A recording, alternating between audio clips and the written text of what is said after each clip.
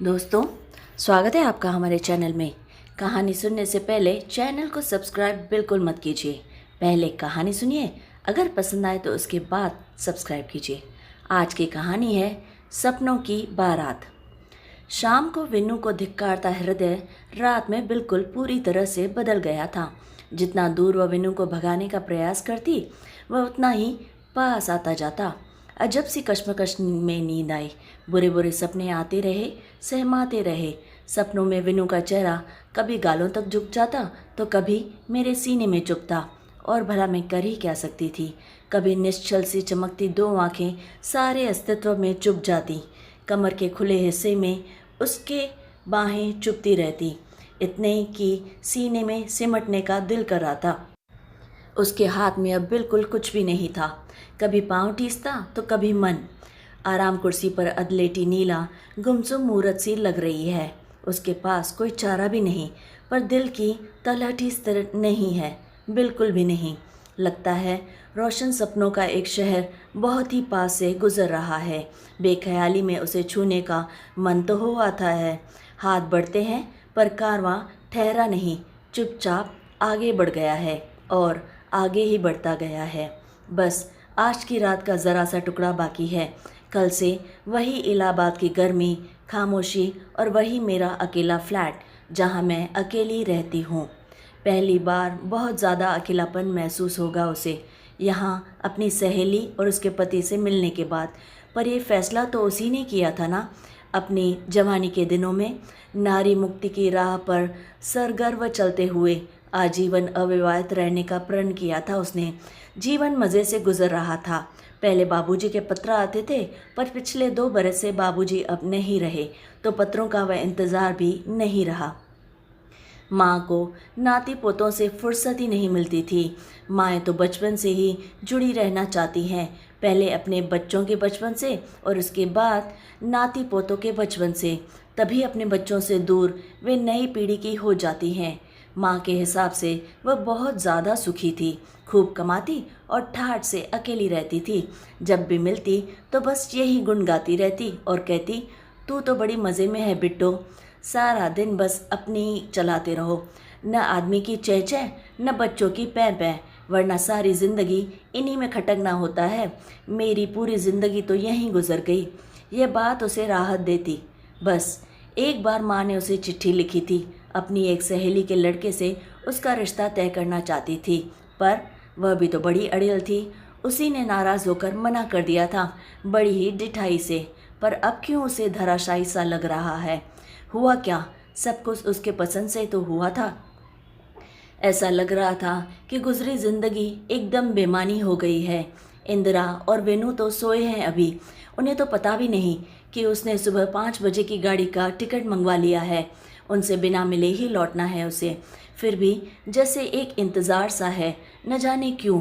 बार बार अड़ियल घोड़े से मन को वह मनाती है, समझाती है, पर किसी भी हल पर उसका मन नहीं पहुंच रहा था। पर जिद्दी मन विनू की आंखों के आंगन में उतरकर पलकों की चौखट से टिककर सुनहरी बड़ी प्यारी धूप को एकटक देखना चाहता है। जब भी उसकी आंखों में धूप उतर आती है, सारे स्वप्न चौंक कर कुनमुना उठते हैं। यही तो होता है पति की छाँव में रहना। 7-8 दिन से धूप की यही तपिश महसूस हो रही है उसे, कभी हल्की और कभी गहरी। उसने बहुत कोशिश की इस सब को अनदेखा करने की, पर मन न मान सका। पीठ फेर कर दूर चली जाती। इंदिरा की शादी में परीक्षाओं के कारण जाना नहीं हो सका था। इंदिरा उसकी सबसे पक्की सहेली है। इंदिरा का आग्रह भरा निमंत्रण चला आया। नैनीताल जा रही हूँ हनीमून मनाने, चाहे तो आकर मिल जा, वरना जैसी तेरी मर्जी। इंदिरा बचपन की सहेली थी उसकी, जुड़वा कहते थे सब उन्हें। इतना प्यार था उन दोनों में, अब भी वही स्नेह था। लंबे लंबे पत्र लिखती थी दोनों एक दूसरे को। इसीलिए बुलावा मिलते ही नीला बुरी तरह से उतावली हो गई उससे मिलने को। कैसा पागलपन था, अब इसे अब याद आ रहा है। नई दुल्हन के हनीमून में दाल भात में मुसलचंद सी आ कूदी। तब नहीं सोचा था कि नए जोड़ के बीच वह अकेली यहाँ क्या करेगी। बस यही तो है अकेले दिमाग की खलल। स्टेशन पर तपाक से मिली इंदिरा, खिली खिली आंतरिक सुंदर हुई सी। नीला सम्मोहित सी देखती रह गई थी उसे। तभी इंदिरा ने अपने पति से परिचय कराया। विनु चंद्र, मेरे पतिदेव। लंबा, बलिष्ठ और सांवला विनु नीला को बड़ा ही आकर्षक लगा। इंदिरा बड़ी भाग्यशाली रही। आप हैं नीला जी। इंदिरा बहुत गुण गाती है आपके बारे में इतना जान गया हूँ कि लग ही नहीं रहा कि मैं आपसे पहली बार मिला हूँ। इंदिरा ठीक कहती है, सच ही ब्लैक ब्यूटी हैं आप। नीला, तारीफ पर मत जाना। आने से पहले हजारों बार कोस चुके हैं मुझे। बहुत झगड़ा भी किया है इन्होंने मुझसे। बड़ी बुरी तरह से हंस दिया था विनु इस बात पर। भाई नीला जी, अब आप ही कहें, किसी का हनीमून बर्बाद करने कोई यूं ही चला आता है क्या भला? कोसता नहीं तो क्या करता मैं, आप ही बताइए। पर अब आ ही गई हैं तो मैं दिल से आपसे क्षमा मांग लेता हूँ। नाराज़ तो नहीं है ना? सफ़र कैसा कटा आपका? नीला देखती ही रह गई उस वाचाल को। कोई उत्तर न सूझा उसे। कभी नए शादीशुदा जोड़े देखे होते तब तो हनीमून की अहमियत जानती वह। मुंह उठाए चली आई थी। बड़ा बुरा किया उसने। उधर इंदिरा प्रश्नों की लड़ी लगातार लगाए जा रही थी। माँ कहाँ है? भाभी कैसी हैं? कान्हा और सलोनी तो अब बड़े हो गए होंगे ना, फिर माँ तेरे पास क्यों नहीं आकर रहती? ताज़ा दम होकर नीला झट से होटल के कमरे से आसपास निगाह फेरी तो बड़ी ही प्यारी जगह लगी उसे। दूर तक हरे सलेटी नीले रंग आपस में घुले मिले लग रहे थे, मानो पहाड़, पेड़ और आसमान अपनी अपनी संज्ञा भूलकर सिर्फ रंग ही रह गए हों। इतना प्यारा था वहाँ का दृश्य। दर्शन शास्त्र से अलग कुछ सोचना भला लगा। आश्चर्य हुआ कि कौन था उसके भीतर जो प्रकृति को सराह रहा था, वह भी जिंदगी में पहली बार। बड़ी दिलकश शाम थी। न काम का बोझ था और न ही अकेलेपन की बोरियत। अब लग रहा था कि अकेले रहने से साथ में रहना कभी कभी अच्छा होता है। अगले 4 दिनों तक विनु और इंदिरा का घूमने का कार्यक्रम लगातार चलता रहा। उमंग से भरपूर थे वे दोनों। आपस में बुरी तरह से हिले मिले। पर इन 4 दिनों में नीला बुरी तरह से अस्थिर हो गई थी। उन दोनों का अचानक आपस में खो जाना, गुटरगू करते कबूतर के जोड़े की तरह उनकी चोहल, शरारतें, शोखी वह अनदेखा करने की काफ़ी कोशिश करती पर हो नहीं पाता। अजीब स्थिति थी। क्यों आई वह इनका हनीमून खराब करने? ये तो खुद एंजॉय करते हैं और न ही उसे अकेला छोड़ते हैं। कमरे में भी उसे अकेला रहने नहीं देते। उससे भी अजीब था विनु का बड़ा ही अजीब सा व्यवहार, जो कभी कभी उसे भ्रम सा ही लगता। अनजाने में विनु का यूं उसे एकटक देखना, निमिष को उंगलियां छू लेना, कान के पास से तेज सीटी बजा देना, सब बचपना सा लगता था। पर आंखों में स्वप्न से रंग मन की चुगली कर ही जाते थे। यह सब उसने कभी भी महसूस नहीं किया था। घोड़े पर चढ़ाते वक्त कमर में लिपटी हुई विनु की बाँह जब उसकी पीठ पर चुभी तो उसे बहुत ही अजीब लगा था। उस वक्त विनु की आंखें उसकी आंखों में थी और सांसें उसके गालों पर गरम जखोरे सी। जिस्म का रोआ रोआ उसका खड़ा हो गया था। कनपट्टी की नस टिप टिप बज उठी थी। यह उसका पहला सामीप्य था किसी पुरुष के साथ। पुरुष के पहले स्पर्श से लगा था कि सांस ही नहीं आएगी, लेकिन फिर वह सामान्य हो चली। अपने मन की लाचारी पर नीला की आंखें छलछला आईं। घोड़े वाले ने घोड़ा आगे चला न दिया होता तो बेहोश होकर वहीं गिर जाती। इंदिरा चुप सी हो गई थी। शायद उसे अच्छा ना लगा हो, पर थोड़ी ही देर में संभल कर बिल्कुल सामान्य हो गई थी। इंदिरा और विनु फिर आगे आगे हो लिए और फिर अपने घोड़े वाले से घोड़ा थोड़ा सा पीछे ही रखने को कहकर नीला अब अच्छी तरह से निश्चिंत हो गई थी। पहाड़, घाटियाँ, झरने लांग लांग कर होटल पहुँचे तो वह दोनों यानी कि तीनों बुरी तरह से थक चुके थे। कहीं विनु फिर उतरने में उसकी मदद न करे, इस डर से नीला खुद ही घोड़े से ज़ोर से कूद पड़ी। और फिर होना क्या था, पैर मुड़ गया। वह करा कर वहीं बैठ गई। हाय, यह क्या हुआ भला?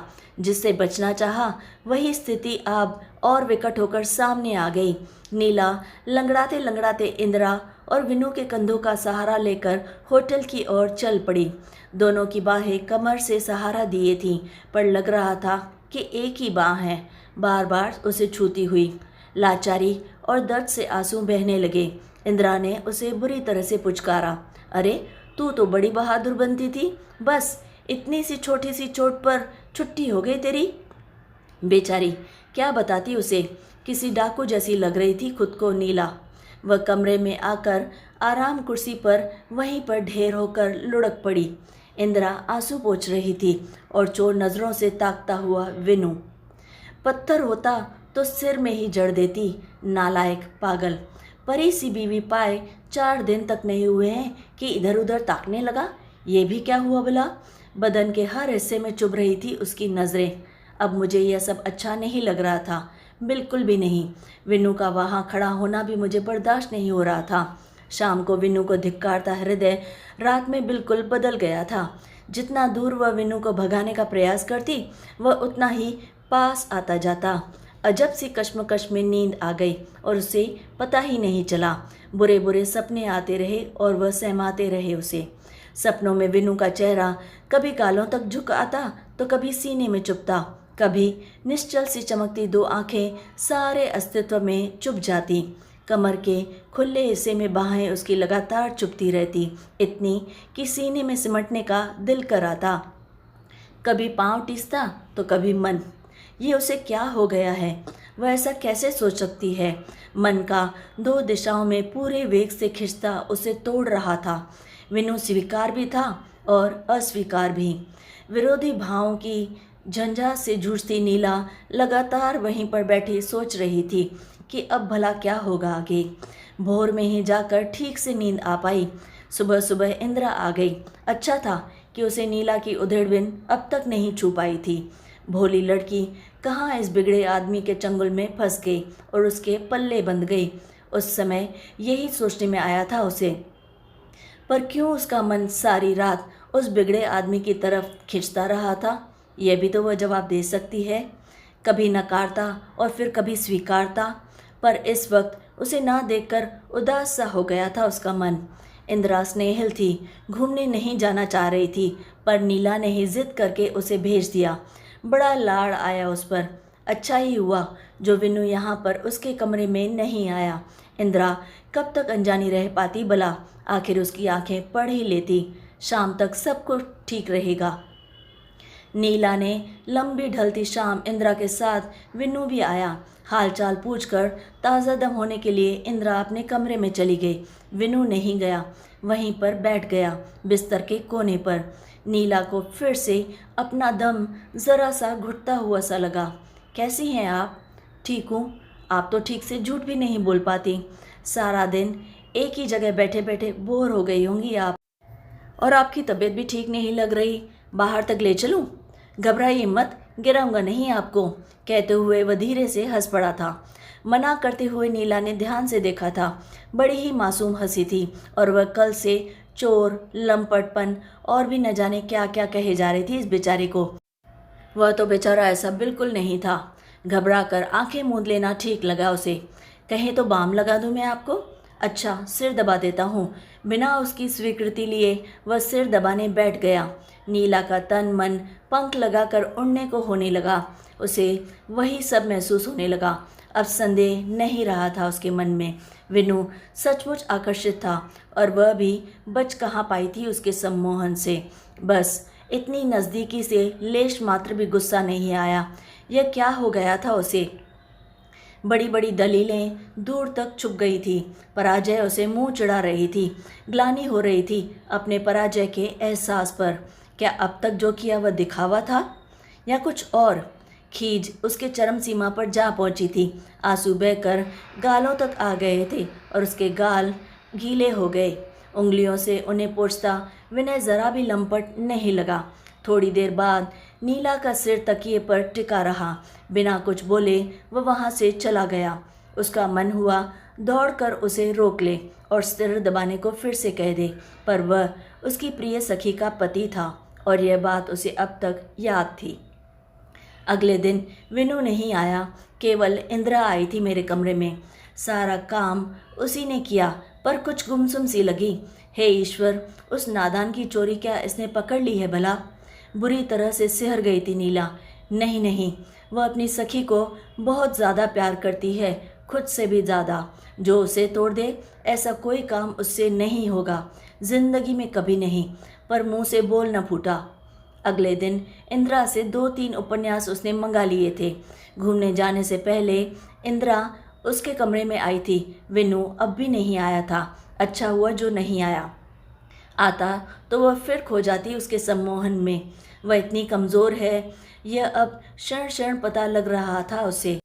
नीला चाहे जितना फौलाद बना रही थी खुद को, पर विनू के नाम मात्र से पिघल जाता था उसका सारा का सारा अस्तित्व। 2 दिन जैसे तैसे गुजरे। वह कमरे से बाहर बिल्कुल नहीं आई। सूजन कम हो गई थी और अब दर्द भी कम था। उस दिन वह धीरे धीरे उठकर सहारा लेकर कमरे में यहीं पर चली फिरी। फिर सारी दोपहर उपन्यास में निकाल दी। शाम को जल्दी आ गए थे वे दोनों। इंदिरा तो अलसाई सी बिस्तर पर वहीं पर ढेर हो गई थी। विनू बिस्तर के किनारे उठंगा सा वहीं पर बैठ गया, बिल्कुल उसके पैरों के पास। फिर हाथों से उसने पांव थाम लिए। बुरी तरह से सहम गया था उसका मन। ये विनू, ये क्या पागल है? इंदिरा क्या सोचेगी भला? क्यों उसने छुआ मेरे पैरों को? इस वक्त तो सूजन कम है ना? इंदिरा ने मिझांका और सिर हिला दिया था।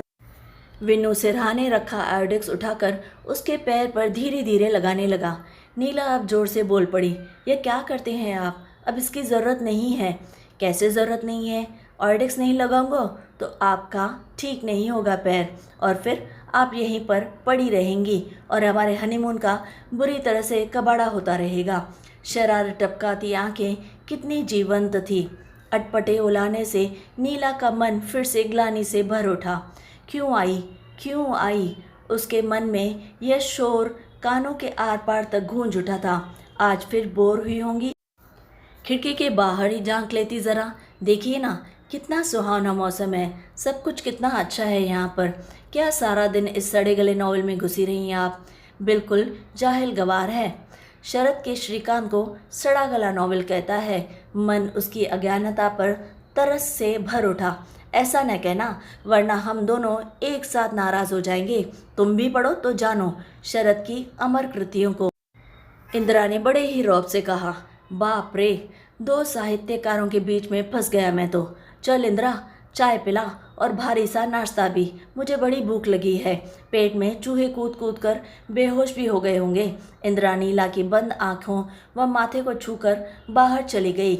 आँखों को सुकून सा मिला उस स्नेहिल स्पर्श से। नीला जी, मुझे आपसे कुछ कहना है। ना, उठिए मत, यहीं पर लेटी रहिए और कोशिश करके आंखें भी बंद रखिए। मुझे कहने में सहूलियत होगी। घबराइए नहीं, मैं कुछ गलत नहीं बोलने वाला। उसकी आवाज़ अस्वाभाविक सी लगी। क्या कहना चाहता था? उसने उसकी नीयत का खोट तो नहीं पकड़ लिया भला? क्या मन का भेद इस पर खुल गया? लज्जा से गड़ गई थी नीला। कुछ कहते न बना। आंखें बंद किए प्रतीक्षा हो रही थी।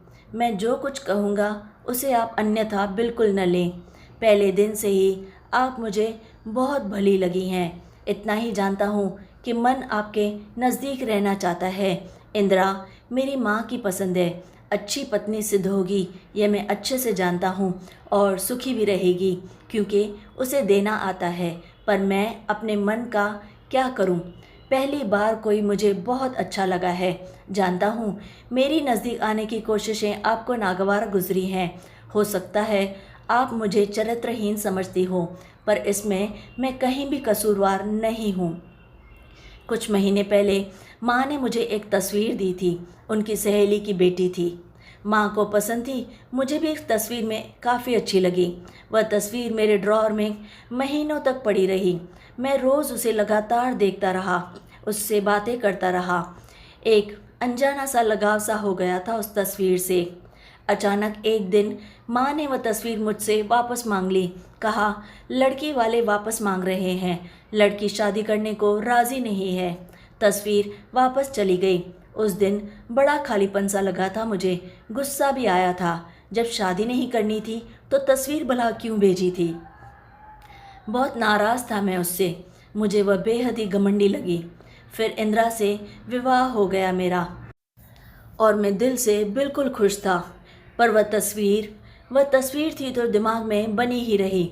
एक दिन इंदिरा ने अपनी सखियों का परिचय तस्वीरों द्वारा कराया था मुझे। जिस सखी का नाम वह मुझे लगातार हमेशा बताती रहती थी, उसकी तस्वीर देखकर मैं बुरी तरह से हैरान रह गया। यह वही थी जिसकी तस्वीर महीनों मेरे ड्रॉवर में पड़ी रही थी, जिससे घंटों मैंने अकेले में बातें की थी। जब आपके आने की बात हुई तो मैं उत्सुक था।